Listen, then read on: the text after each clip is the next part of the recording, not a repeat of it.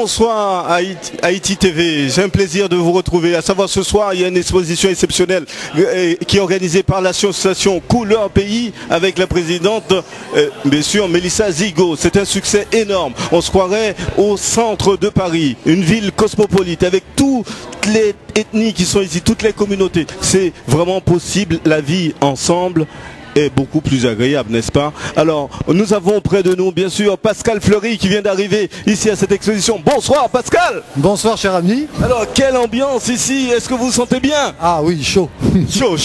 On se croirait un peu dans le sud de la France. Hein. On se croirait même dans le sud du sud. Alors, qu'est-ce qui vous amène Pascal? Est-ce que c'est les couleurs? Est-ce que c'est la musique? Est-ce que c'est le son des amis qui vous ont invité ce soir? C'est un tout, mais c'est vrai que les couleurs sont magnifiques. L'ambiance est extraordinaire. Et à partir du moment, comme vous avez dit tout à l'heure, Paris est la ville de toutes les cultures, de toutes les races, de toutes les origines et surtout de tout en général. Ce qui fait qu'aujourd'hui, voilà, on est dans un grand bonheur de culture, de couleurs. C'est Couleur Pays, je crois, qui est l'organisateur, non? Tout à fait, Pascal.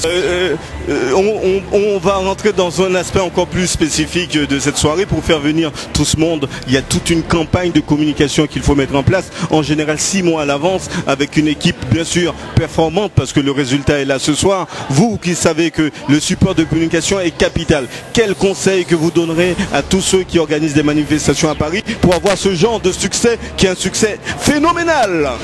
Pour moi, je dirais qu'il faut d'abord contracter des partenariats, chercher des sponsors.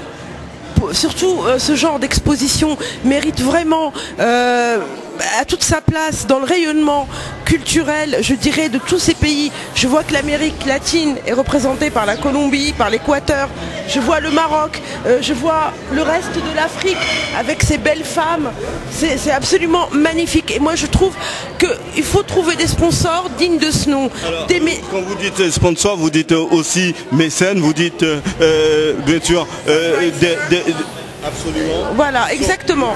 Nous n'ayons pas peur d'utiliser les termes américains, des anglicismes, puisque vous savez, pour organiser ce type de manifestation, il y a un engagement non seulement artistique, il y a un engagement physique et énergétique qui est d'être présent, d'être disponible 24 heures sur 24 pour arriver à ce réussite. Mais c'est cependant ce facteur dont vous venez de toucher le point, qui est l'aspect financier.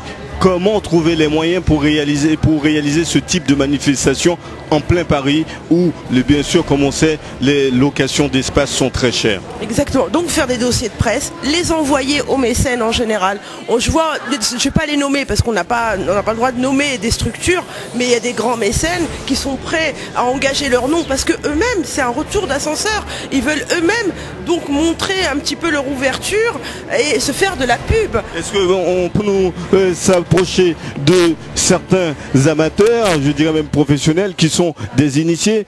Messieurs, bonsoir, excusez-nous quelques secondes. Je vois que depuis tout à l'heure vous êtes arrivés, vous avez un regard très attentif à cette exposition. Dites-moi, quelle est votre première impression de cette exposition Art Freedom, l'expression de la liberté? Il y a du travail, il y a des peintres qui sont déjà confirmés, qui savent faire des choses et qui peignent pas trop mal. Et bon, j'ai pas eu un grand coup de foudre pour des choses que je connais déjà, donc qui ne m'apportent pas grand-chose. Mais j'ai découvert une peintre ici qui s'appelle Rabia, qui est originaire du Maroc et qui a fait un travail remarquable. Là. C'est un travail qui me fait penser un petit peu à Miro d'abord, pour les couleurs, pour le côté un petit peu abstrait, très très fluide, très... c'est pas mal, c'est bien. Il y a aussi quelques touches de Kandinsky, beaucoup plus de Miro. Je pense ça va être une future grande peintre, Rabia. Merci bien de votre intervention. Qu'est-ce que vous diriez de cette exposition ce soir? Je vous ai déjà rencontré plusieurs fois à Paris. Vous êtes toujours dans des lieux assez intéressants, comme notre dernière rencontre a été au Louvre, à Art Shopping, d'ailleurs qui aura lieu bientôt dans une dizaine de jours. Alors, je sais que vous êtes vraiment, vous appréciez l'art sous toutes ses formes. Alors, quel artiste qui vous a plu, ou du moins, qu'est-ce que vous pensez de cette exposition? Je suis très contente de participer aujourd'hui à cette exposition. Et à chaque fois que je prends mon pinceau, je pense aux enfants de la Terre. Parce que j'ai l'intention de faire une association pour aider les enfants de la Terre. Voilà, et je continuerai toujours, j'en parlerai toujours, en fait. Et c'est pour ça que je ferai tout de mon mieux, tout de mon travail, et je continuerai toujours à évoluer pour arriver à atteindre l'objectif de réussir à suivre dans l'association pour arriver à aider les enfants de la Terre. Merci, je vous souhaite une bonne soirée et surtout de bonnes rencontres. Merci. Alors mon travail c'est beaucoup de choses autour des, enfin en ce moment c'est beaucoup de choses autour des tissus, autour de la matière, enfin là le tissu en particulier, donc beaucoup de collages, des choses récupérées, beaucoup de couleurs, voilà. Et puis en ce moment je travaille sur 2-3 petites choses de design en fait. J'aimerais passer du tableau, en fait tout ce qui se passe sur tableau, le mettre sur des objets. Et... Félicitations, on voit que vos tableaux c'est vraiment d'une grande envergure. Ça dépasse combien d'années? Ça fait ça fait bien 15 ans, une quinzaine d'années que je peins, que j'expose, que j'essaie de me faire connaître et que je continue à travailler. En fait, je fais la peinture, mais j'ai aussi un autre travail à côté en tant que graphiste. Donc j'essaie de combiner les deux et de trouver une belle harmonie entre ces deux matières.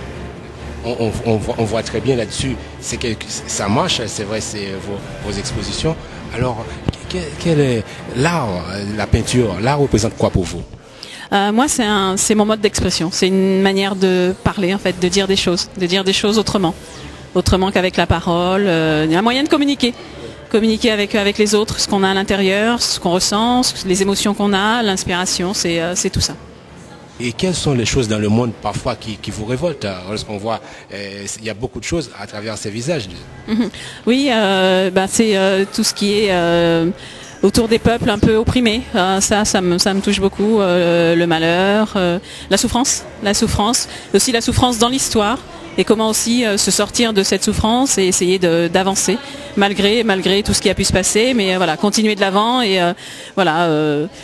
vivre au jour le jour, tout en n'oubliant pas qui on est, mais en essayant de s'affranchir aussi de certaines choses pour pouvoir avancer. Ouais, c'est très bien. On voit tout ça. Et puis vos projets d'avenir. C'est continuer, comme je vous le disais, continuer la peinture évidemment, parce que ça c'est quelque chose qui sera toujours avec moi. Mais peut-être avoir un côté où l'art serait un peu plus abordable, un peu plus touchable entre guillemets par les personnes. Donc peut-être sur des objets design, des choses peut-être de plus petite taille, que les gens peuvent s'approprier, que tout le monde peut s'approprier à partir de l'art. En fait, faire un peu tomber l'art du mur. Voilà, et le mettre. Là, je suis en train de travailler sur des coussins, des choses comme ça. Donc voilà, c'est des petites choses comme ça que j'ai envie de montrer. Voilà. Lorsque vous voyez tout ce public européen qui est venu, c'est vrai, admirer vos tableaux, ils sont venus là vous faire signer des autographes. Comment vous sentez ce grand enthousiasme? C'est très valorisant. C'est très valorisant de voir que les gens apprécient notre travail. Et puis ça donne encore plus d'entrain pour continuer. Un tableau, on voit. Vous mettez combien de temps pour faire un tableau pour peindre? Après, ça dépend, parce que ça dépend de la technique, ça dépend de la matière, ça dépend d'un tas de choses. Ça peut aller, on peut faire un tableau en une journée, comme on peut en faire un en 6 mois. Donc vraiment, ça dépend. Il y a pas, je peux pas donner de temps réel. C'est selon chaque personne, c'est selon chaque envie, c'est aussi selon les activités des uns et des autres. Donc ça peut, comme je vous dis, ça peut être rapide, parce qu'il y a des gens qui travaillent dans l'instantané, et puis d'autres qui plus de temps, ça a besoin de maturité, ça a besoin de se reposer, de revenir dessus. Ça dépend vraiment de la technique des uns et des autres. Je sais que vous êtes très heureux. Alors, vous êtes venu découvrir ces artistes qui sont de différents styles techniques. Vous êtes un amateur d'art? Oui, je suis amateur de créateurs et de jeunes artistes. C'est pas une question d'âge, mais c'est une d'artiste. En effet, donc c'est l'artiste que je suis depuis un certain temps. Donc c'était grâce à elle que j'ai su qu'il y avait quelque chose ici ce soir. Et en fait, elle a l'originalité de peindre sur des matières différentes, que ce soit aussi bien du bois, du carrelage, fait du tissu. Et cette facilité à travailler la matière et à retranscrire une émotion sur toute matière confondue, c'est magnifique, et je trouve que son travail évolue bien, et dans un lieu comme celui-ci, elle s'inscrit totalement dans la ligne des autres artistes. Vous parlez bien de l'artiste Caféine. Exactement. Alors, elle est guadeloupéenne. Alors, J'aime bien les Antilles et on retrouve la Guadeloupe à travers toutes ces œuvres. Donc il y a des racines à travers ces produits et à travers ces œuvres il y a une histoire.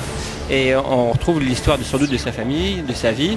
Et ce sont des œuvres qui sont je dirais très contemporaines. Et pour avoir suivi cet artiste, je trouve que l'évolution de ses œuvres correspond aussi à l'évolution de sa vie. Et avec un réalisme touchant, très émotif, quoi. Merci bien et je vous souhaite une bonne soirée, bonne continuité de découverte. Merci, vous aussi. Qu'on ouvre les yeux sur l'art et puis qu'on essaie de s'approprier aussi certaines cultures, qu'on s'ouvre aussi aux autres cultures, voir ce qui se passe dans les autres cultures, parce qu'il y a vraiment de très très belles choses à apprendre et à apprendre. Merci beaucoup Caféine, à très bientôt. Merci, à très bientôt, au revoir. C'est vrai que c'est une exposition qui a pour thématique Art Freedom, donc liberté d'expression, avec ces artistes pluridisciplinaires, artistes peintres, photographes, designers et créateurs. Voilà. Donc c'est un immense plaisir qu'il y ait eu autant de visiteurs ce soir et d'invités. Voilà. L'association Couleur Pays a été créée en 2008.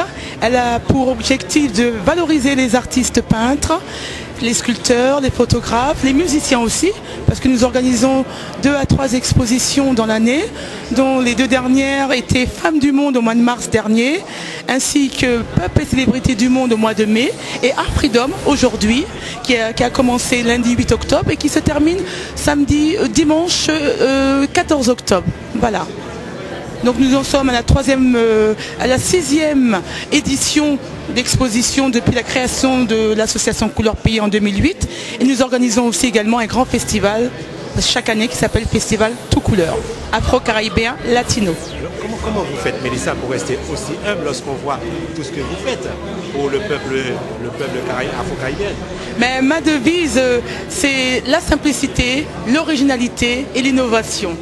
Voilà. Donc c'est vrai que là j'ai voulu pour Art Freedom donner la liberté artistique à ces différents styles artistiques de tous ces artistes pluridisciplinaires. Voilà, et c'est une réussite en soi, un vif succès et je remercie tout le monde, les partenaires privés et publics et bien entendu tous les artistes qui étaient à peu près 28 artistes, avec sans oublier le collectif de Colombia Artistica représenté par Luna Rosa. Voilà. C'est vrai, maintenant, quels sont vos objectifs à venir pour les prochaines années? Alors l'objectif de Art Freedom, c'est de poursuivre cette thématique, ce concept Art Freedom l'année prochaine. Donc nous vous donnons rendez-vous en 2013 avec pour thème la pluridisciplinarité, c'est-à-dire des artistes peintres également, des sculpteurs, photographes et rajouter aussi pourquoi pas la littérature. Pluridisciplinaire, je voulais dire, autant pour moi. D'accord. Alors le mot de la fin, je sais que vous êtes très occupé, très pris. Oui, l'immensité de cette salle et tous ces artistes qui sont là. Alors le mot de la fin, qu'est-ce que vous souhaitez dire au peuple afro-caribéen? Parce que je pense qu'il y a des choses des fois que vous souhaitez dire quand vous voyez ce qui se passe dans le monde actuellement. Alors ce que j'aimerais dire, c'est déjà reconnaître que nous avons de nombreux artistes d'outre-mer talentueux. Voilà, il fallait être là ce soir pour les absents. Nous avons aussi d'autres artistes du monde aussi. Donc c'est vrai que l'objectif de Couleur Pays est de réunir les 5 continents à travers l'art. D'où l'expression Art Freedom, liberté d'expression. C'est vrai, vous avez dit, mais l'art vraiment, comme on voit tous ces peintres que vous mettez en valeur depuis plusieurs années, représente quoi pour vous? Alors, représente pour moi une vision du monde qui donne, une vision du monde, leur aspiration, leurs souvenirs, leurs difficultés aussi, parce qu'être peintre, ce sont aussi des sacrifices, c'est un choix de vie, mais c'est un sacrifice aussi. J'apporterai ma touche philosophique. C'est vrai que ces artistes peintres, ils ont une autre façon de voir la société et de voir le monde tel qu'il est. Et c'est pour ça qu'ils sont aussi différents, d'où la liberté d'expression, pour qu'ils expriment leurs œuvres à part entière. Et artiste peintre de passion. Et donc ce que je vous présente aujourd'hui, ce sont donc mes œuvres, des œuvres de femmes noires, des peintures de femmes noires. Pourquoi la femme noire? Tout simplement la femme noire parce que je suis, comme je vous disais, esthéticienne et donc passionnée et l'envie surtout de rendre hommage à la femme noire parce que je m'occupe des femmes noires. Ça vous est venu à l'idée de peindre Comment ça m'est venu à l'idée? Depuis mon plus jeune âge, je me suis rendu compte que c'était ma passion déjà à l'école. J'ai voulu montrer de la beauté, de la sensualité dans toute sa splendeur et j'espère que c'est ce que vous voyez en tout cas. L'éclosion d'un joyau, cela veut dire quoi? Cela veut dire que c'est un joyau qui vient de naître, elle sort de son bain et elle renaît comme si, au fait, l'éclosion d'un joyau, j'ai vraiment voulu montrer la sensualité, la beauté. C'est ça que ça veut dire pour moi. Hein. C'est qu'elle éclore, au fait. Elle naît de, on la voit dans toute sa splendeur, au fait. C'est ça l'éclosion d'un joyau. La suivante, on va passer à la suivante qui est juste derrière vous. La dame. Alors, elle, c'est Trèfle. Trèfle, elle exprime beaucoup de mélancolie à travers l'expression de son visage. Il y a beaucoup de mélancolie. Mais au dehors, j'ai voulu exprimer comme une pétale de rose, comme une rose qui a envie de s'ouvrir, mais qui est encore fermée. Donc, elle est fermée, mais autour d'elle, elle a envie d'éclore, elle a envie de s'ouvrir au monde. Donc, cette mélancolie, au fait, c'est comme ça que j'exprime ce tableau-là. Il y a une mélancolie, mais qui a envie d'exploser, qui a envie de sortir de cette tristesse. Et donc, Trèfle, elle exprime un petit peu de la mélancolie, mais en même temps, on sent qu'il y a quand même quelque chose autour d'elle qui est assez positif.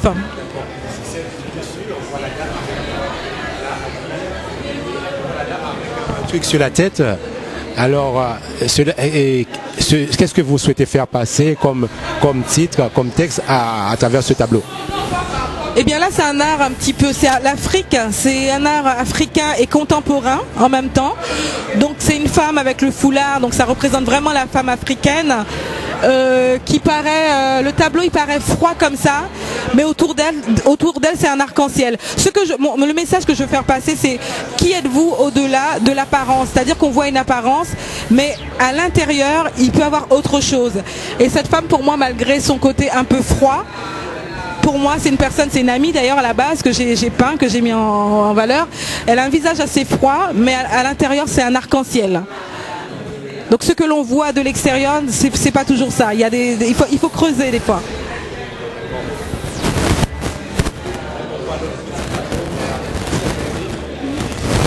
Alors là, vous voulez me faire parler de tous mes tableaux. On n'a pas fini, hein? Lorsque chaque tableau vous faites, je pense que c'est quelque chose que vous souhaitez dire. C'est quelque chose qui vous est venu à l'idée, que vous souhaitez revendiquer à travers ces tableaux. Chaque tableau, il y a une histoire, mais l'histoire qu'il faut retenir de mes tableaux globalement, c'est qui sommes-nous au-delà de l'apparence. C'est-à-dire qu'à travers mes tableaux, j'ai vraiment envie d'exprimer une femme où il faut aller regarder dans son regard pour voir qui elle est vraiment. Parce que je pense que le regard ne trompe pas. Dans le regard, on peut vraiment voir s'il y a de la mélancolie, s'il y a de la joie, s'il y a de la tristesse. Donc à travers mes tableaux, c'est ce que je veux exprimer. Je veux que chaque personne arrive à exprimer une expression,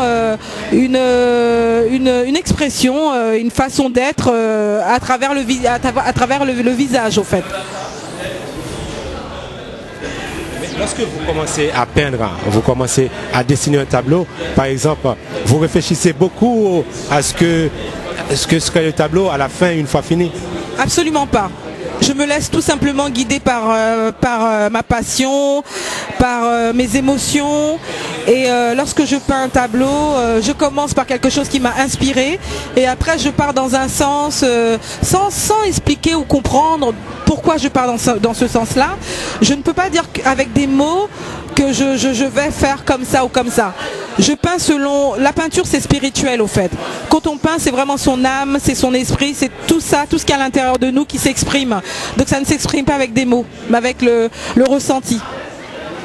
Tout ça. Et ben voilà, je suis noire, donc vous comprendrez. Voilà, j'ai eu envie d'exprimer ce que je connais. Mais comment vous faites pour gérer? Parce qu'on voit qu'il y a une très grande professionnalisme dans ce que vous faites. Merci déjà. Eh bien écoutez, comment je gère? Quand on est passionné, on gère. C'est-à-dire que je ne cherche pas à gérer, j'ai un métier, je suis esthéticienne. Et lorsque je suis inspirée, au fait, je me recueille, je me retrouve avec moi-même et il y a une envie d'exprimer ce que je ressens. Et ça peut être pendant la nuit. Des fois, je peins jusqu'à 2-3 heures du matin alors que je vais travailler le lendemain. Donc bien souvent, je suis fatiguée. Et après, je me repose, je fais une pause. C'est-à-dire qu'il n'y a pas vraiment... il n'y a pas vraiment des moments pour dessiner. C'est des périodes d'inspiration où je me donne, où je m'exprime. Et ces périodes peuvent durer 2-3 mois, 6 mois. Et après, j'ai des fois 6 mois de repos ou 1 an de repos avant de recommencer. Donc c'est par période.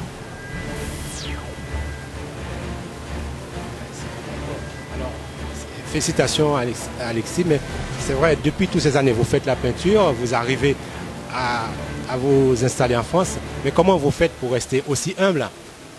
Oh, bah merci, en tout cas c'est un autre compliment une fois de plus. Bah parce que, écoutez, pour l'instant je n'ai aucune raison de ne pas l'être.